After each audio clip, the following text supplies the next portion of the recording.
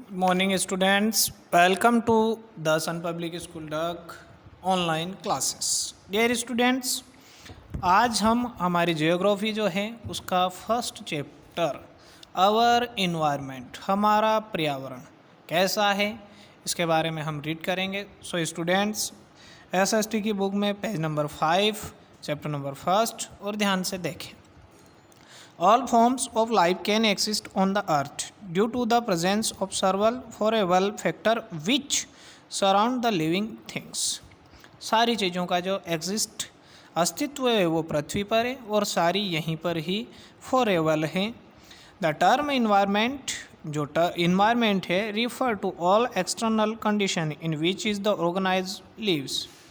It come from the French word environner. यह French भाषा के इन्वायरनर से लिया गया है, which means to the surround, जिसका अर्थ है सराउंड यानी हमारे चारों ओर। It is use to the describe everything such as place, thing, people, nature. It also include things created by the human beings. और किस तरह से मानव जो है वह यहाँ पर अस्तित्व में आया। Geography is often thought to be the study of the earth's surface alone. However, it is the much more than that. It brings together the physical and human-made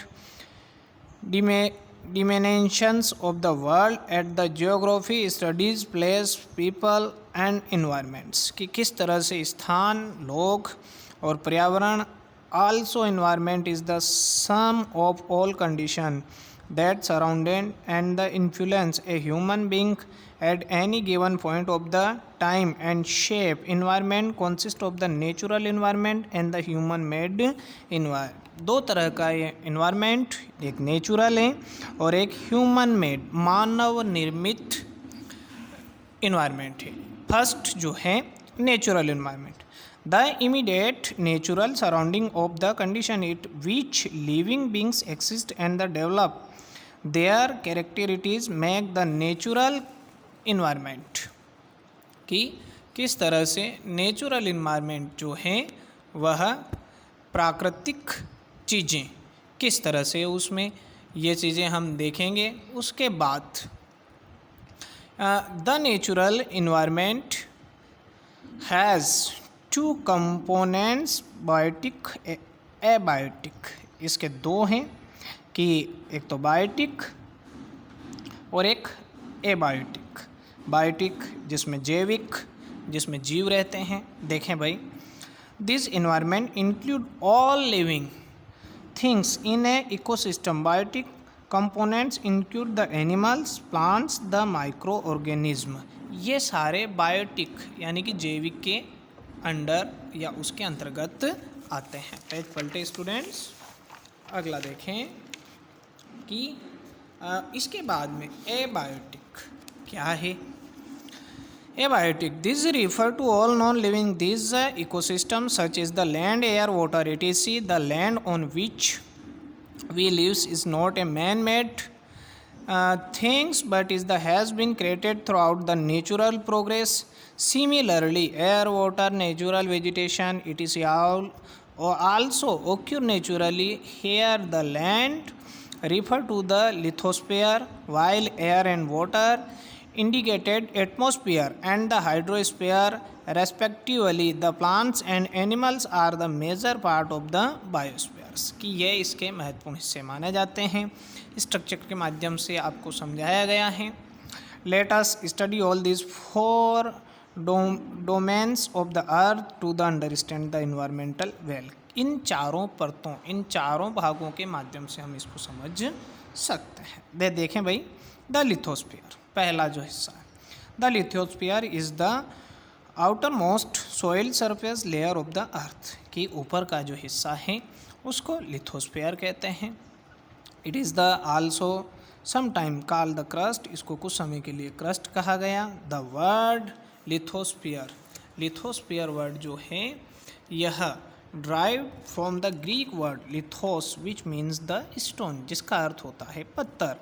it extend over the continent as well as the oceans oceans basin about 71% of the total area of the lithosphere is covered by water. लगभग 71% हिस्सा जो है वह पानी ने इसका cover कर रखा है। The remaining 29% is the occupied by land.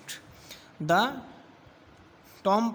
topmost surface of the lithosphere consists of a variety of rock and the minerals which are useful to us. Lithosphere also provided us with land, various uses and soil for agriculture। की कृषि के लिए इसमें बहुत सारा जो ज़मीन है वो कृषि के लिए काम में आती है। The hydrosphere is composed of all the water or near the earth. These include the oceans, rivers, lakes and even the moisture in the air. 97%, ध्यान रखें 97 यानी कि 97 of the earth is water in the oceans. The remaining 3% is the fresh water. हमारी पृथ्वी पर 3% fresh water है। 3/4 of the fresh water is soil and exists in the form of the ice sheets.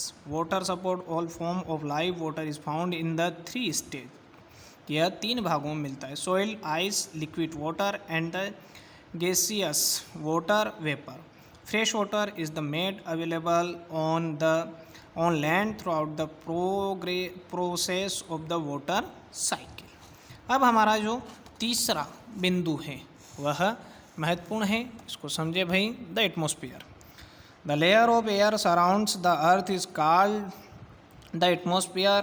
The atmosphere is the mixture of gases, dew and water vapor. The word atmosphere is derived from the Greek word atoms, which means vapor.